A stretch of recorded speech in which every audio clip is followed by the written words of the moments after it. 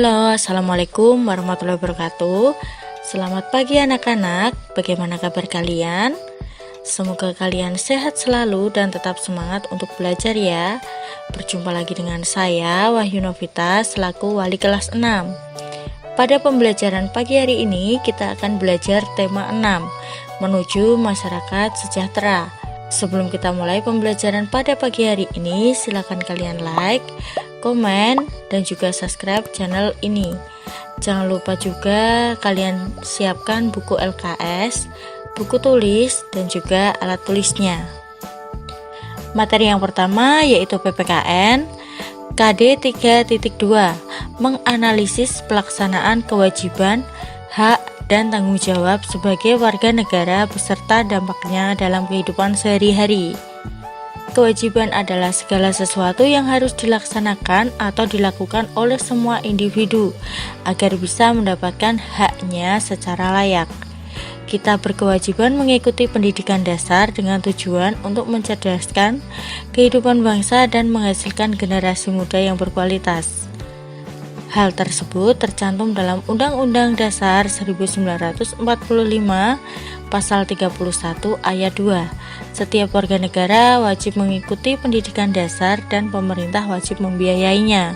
Kewajiban seorang siswa antara lain belajar sungguh-sungguh, melaksanakan piket, menjaga nama baik sekolah, menghormati guru, menaati peraturan sekolah yang berlaku.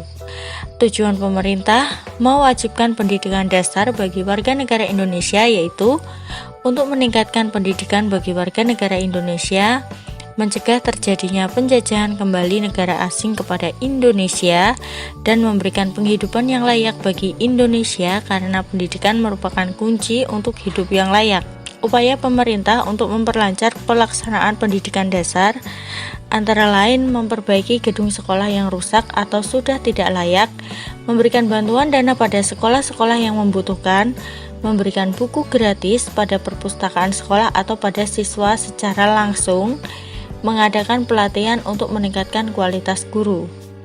Kewajiban terhadap lingkungan alam antara lain membuang sampah di tempat sampah, turut serta dalam kegiatan membersihkan lingkungan sekitar, menanam pohon di lingkungan sekitar, khususnya di lahan yang tandus atau tanah yang gundul, merawat tanaman yang ada di lingkungan sekitar, turut serta dalam kegiatan mengamankan lingkungan.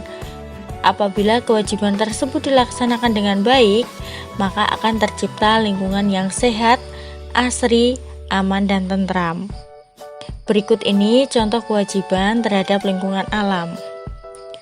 Di antaranya yaitu menjaga kebersihan lingkungan alam, menjaga kelestarian tumbuhan di lingkungan alam, menjaga kelestarian hewan di lingkungan alam, menjaga kelestarian sumber daya alam yang ada di lingkungan alam seperti air, udara, tanah, dan sebagainya.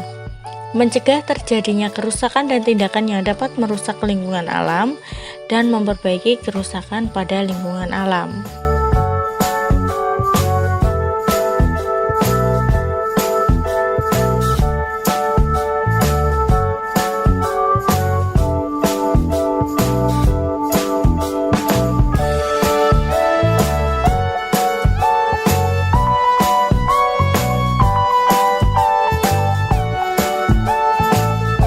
Adalah sesuatu yang mutlak menjadi milik seseorang atau sesuatu yang seharusnya diterima seseorang.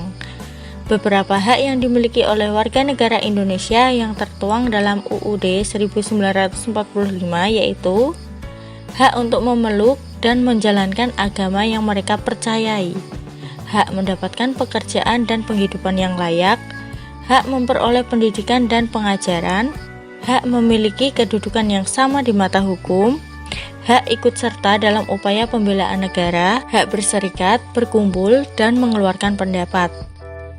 Manfaat dari hak atas pendidikan dan pengajaran ini adalah mencerdaskan kehidupan bangsa.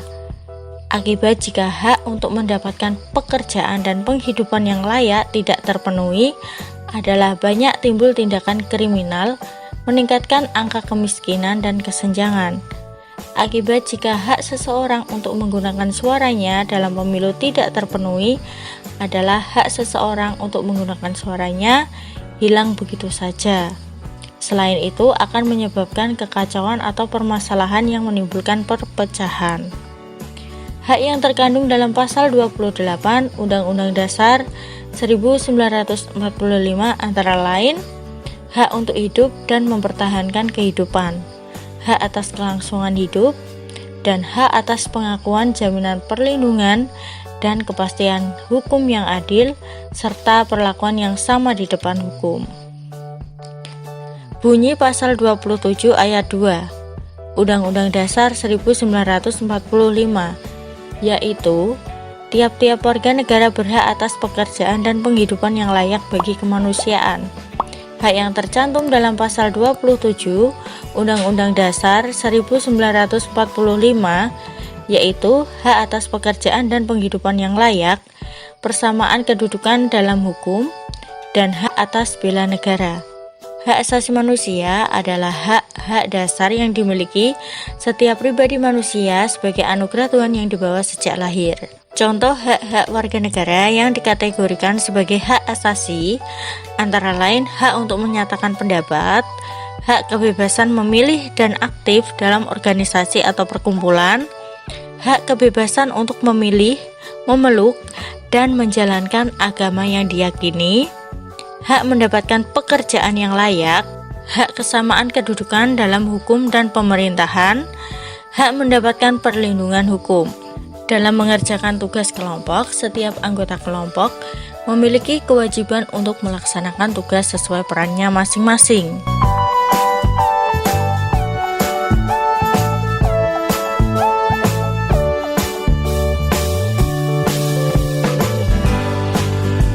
Dalam mengerjakan tugas kelompok, setiap anggota kelompok memiliki kewajiban untuk melaksanakan tugas sesuai perannya masing-masing.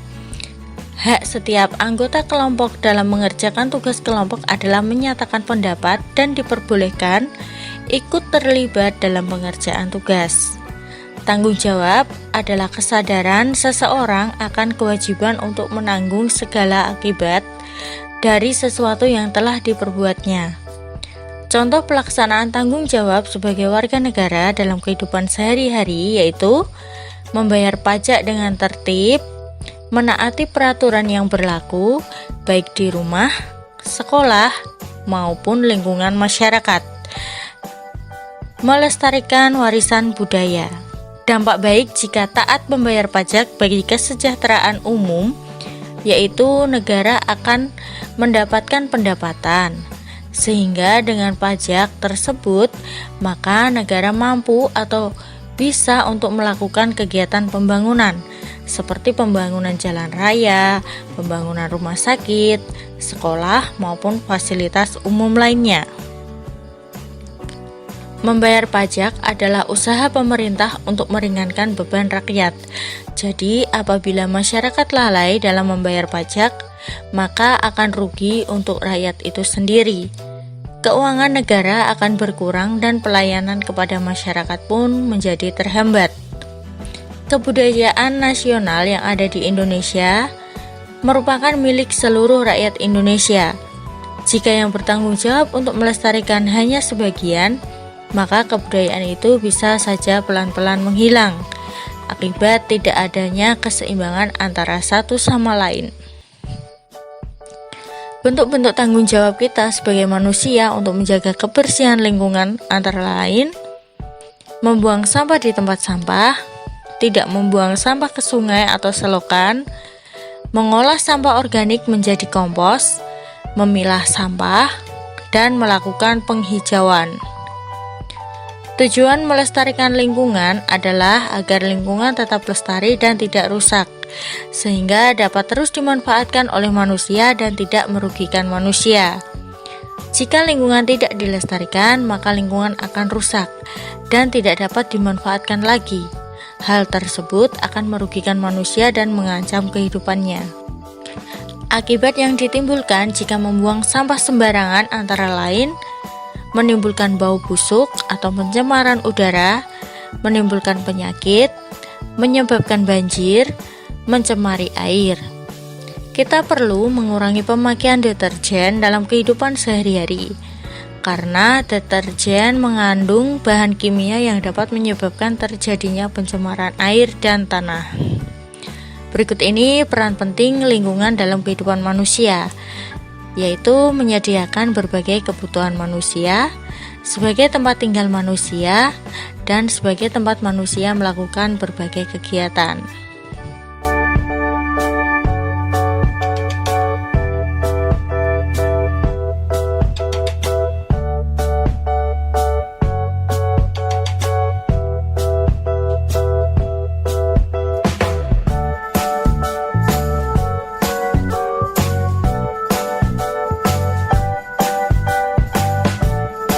Materi yang selanjutnya yaitu Bahasa Indonesia KD 3.7 memperkirakan informasi yang dapat diperoleh dari teks non-fiksi sebelum membaca, hanya berdasarkan membaca judul saja. Setiap judul memiliki kata-kata penting yang mencerminkan informasi dari isi teks. Judul teks ditentukan setelah teks tersebut selesai dibuat. Judul teks mewakili gagasan inti dari keseluruhan teks. Kesesuaian antara judul dan isi teks dapat diuji dengan mengikuti langkah-langkah berikut. Catatlah judul teks yang akan dibaca. Tentukan kata kunci pada judul teks tersebut.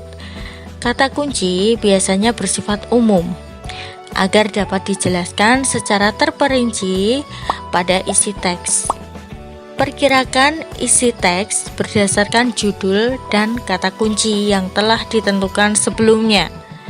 Bacalah teks tersebut dengan seksama lalu tentukan isi teks. Bandingkan isi teks yang diperoleh pada tahap 3 dan 4. Apabila hanya terdapat sedikit perbedaan, artinya teks dan judul memiliki kesesuaian. Cara menemukan informasi pada bacaan adalah: bacalah judul bacaan dan keseluruhan isi bacaan dengan cermat. Catat kata-kata penting atau garis bawahi kalimat-kalimat penting dalam bacaan tersebut. Susun informasi-informasi berdasarkan kata atau kalimat penting yang ditemukan. Menyajikan informasi yang terdapat pada bacaan secara visual, artinya menyajikan informasi-informasi berbentuk tulisan yang didapatkan dari teks bacaan dalam bentuk gambar.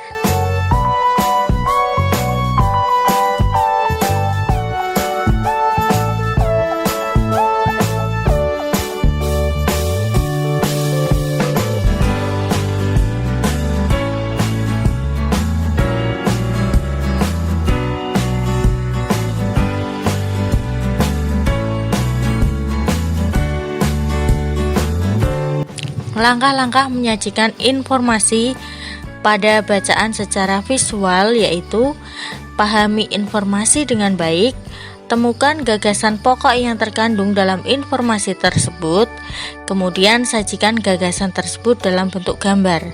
Untuk membandingkan informasi atau bacaan, tidak cukup hanya dengan membaca judul saja, karena banyak judul bacaan tidak menggambarkan isi keseluruhan suatu bacaan atau tidak cukup mewakili isi bacaan. Maka langkah yang harus dilakukan adalah membaca teks bacaan dengan seksama secara keseluruhan.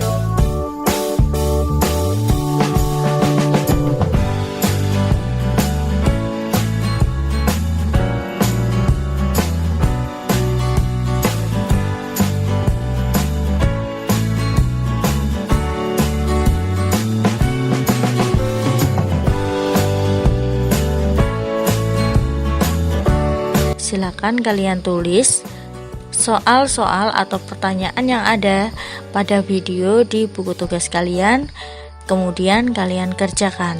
Dan pembelajaran daring pada hari ini cukup sekian. Semoga bermanfaat untuk kalian. Sampai jumpa lagi di pembelajaran daring berikutnya. Wassalamualaikum warahmatullahi wabarakatuh.